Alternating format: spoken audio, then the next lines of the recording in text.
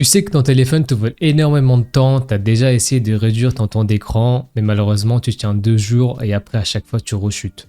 Le problème c'est pas toi, c'est pas ta motivation, c'est plutôt ton système. Dans cette vidéo je vais te donner 3 points qui m'ont moi personnellement aidé à réduire le plus possible mon temps d'écran, à littéralement m'en débarrasser de mon temps d'écran. Et le dernier point de cette vidéo, fais-moi confiance, c'est vraiment le point ultime.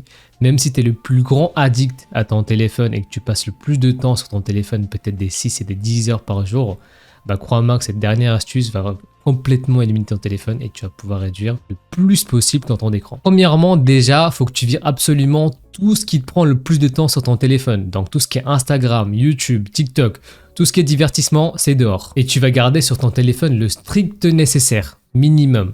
C'est-à-dire que tu vas vraiment garder les applications que tu vas peut-être utiliser quotidiennement. Par exemple, l'application Bloc-Notes, GPS, application Plan, ou peut-être ton application compte en banque pour faire des achats ou pour faire des transactions. Mais vraiment tout le reste, Instagram, TikTok, divertissement, c'est littéralement dehors. Et je parle même pas des jeux sur mobile, c'est encore pire. Il faut vraiment faire une décision une bonne fois pour toutes et il faut vraiment être chirurgical. Il ne faut pas essayer de diminuer son temps d'écran sur ces applications tout en les gardant sur son téléphone. C'est comme arrêter de fumer mais se balader avec une boîte de cigarettes dans sa poche. Ça n'a aucun sens. Et là vous allez me dire oui mais Sanjay, moi je l'utilise pour créer du contenu, je suis un créateur de contenu. Bah dans ce cas là c'est simple. Vous installez quand vous voulez poster du contenu et une fois que vous avez posté votre contenu, vous le désinstallez.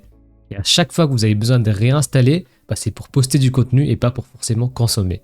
Donc on poste, on supprime. Et pour les gens qui vont me dire oui mais Sanjay, j'ai des amis avec qui je parle que sur Instagram, bah si vous parlez qu'avec ces amis que sur Instagram, bah c'est que c'est pas vos amis.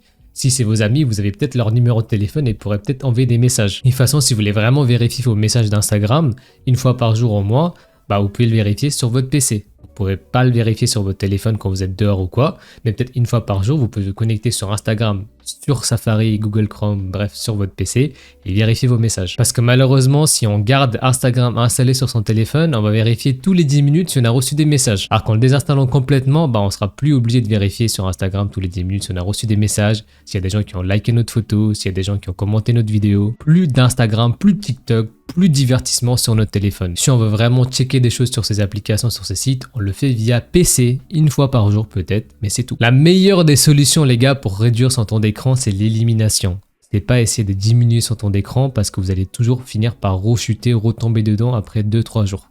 Donc on élimine complètement. Deuxième chose qui m'a énormément aidé à réduire mon temps d'écran, c'est de rendre mon téléphone super ennuyeux. Pour arrêter d'aller sur son téléphone, c'est très simple, c'est de rendre son téléphone le plus ennuyant possible, c'est-à-dire qu'on n'a pas envie d'y aller parce qu'on n'a rien à faire dessus. Donc une astuce que beaucoup de gens connaissent, certains d'entre vous ne connaissent peut-être pas, c'est de mettre son écran en noir et blanc. Donc votre téléphone, au lieu qu'il y a des couleurs dessus, sur les applications, sur votre téléphone, fond d'écran, tout ce que vous voulez, à la place qu'il y a des couleurs, maintenant vous aurez un téléphone en noir et blanc complet.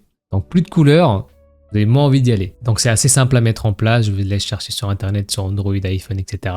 Très facile de mettre son téléphone en noir et blanc. Et une fois qu'on a mis son téléphone en noir et blanc, n'hésitez pas aussi à rendre votre écran d'accueil vide.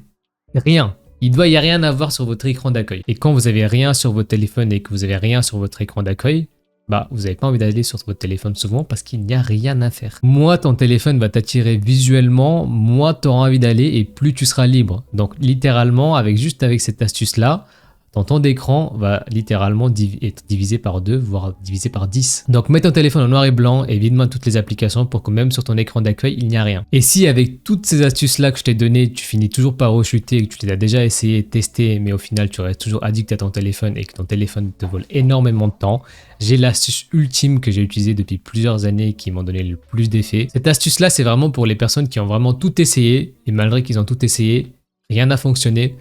Croyez-moi qu'avec cette astuce-là, vous allez complètement vous débarrasser de votre smartphone, c'est d'utiliser un ou une téléphone à touche. Ça fait des années que j'utilise des téléphones à touche et croyez-moi que dessus, vous n'avez absolument rien à faire. Vous n'avez pas d'application, vous n'avez pas WhatsApp, vous n'avez pas Instagram, vous n'avez pas TikTok. Tout ce que vous pouvez faire avec ce téléphone-là, c'est d'envoyer des messages, recevoir des messages, envoyer des appels et recevoir des appels.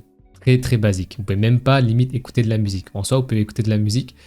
Mais bref, c'est de la merde. Pour écouter de la musique, vous pouvez littéralement rien faire dessus. Et vous n'avez même pas des notifications dessus. Les seules notifications que vous allez avoir, c'est des messages et des appels. Donc si tu as essayé toutes les méthodes pour réduire ton temps d'écran et qu'au final tu n'as toujours pas réussi à réduire ton temps d'écran, bah c'est l'astuce ultime, passer sur un téléphone à touche. Et si tu te poses la question de Sanjay, comment tu fais du coup pour écouter de la musique, comment tu fais pour utiliser un GPS, etc. Justement, j'ai un guide complet sur mon plateforme School où j'explique comment j'utilise un téléphone à touche en 2025 et comment vous pourrez aussi utiliser un téléphone à touche en 2025 tout en ayant accès à la musique, au GPS, etc. parce que c'est des fonctionnalités qui ne sont pas sur ce téléphone-là, mais vous pouvez les remplacer avec autre chose. Donc si tu veux vraiment que je t'aide à réduire ton temps d'écran et à vraiment reprendre le contrôle, n'hésite pas à rejoindre mon plateforme School en description sur YouTube. C'est le meilleur investissement que tu pourras faire et pour les 10 premiers membres, c'est à 5 euros. Donc littéralement, 5 euros, ça représente 0,16 centimes par jour. Donc si tu es enfin décidé à réduire ton temps d'écran et à reprendre le contrôle, rejoins mon plateforme School qui s'appelle Less en description et tu auras accès à mon aide pour réduire ton temps d'écran en plus du guide avancé qui va te permettre de savoir comment tu vas pouvoir détruire complètement ton addiction aux écrans. Passe une bonne journée et je te dis à la prochaine.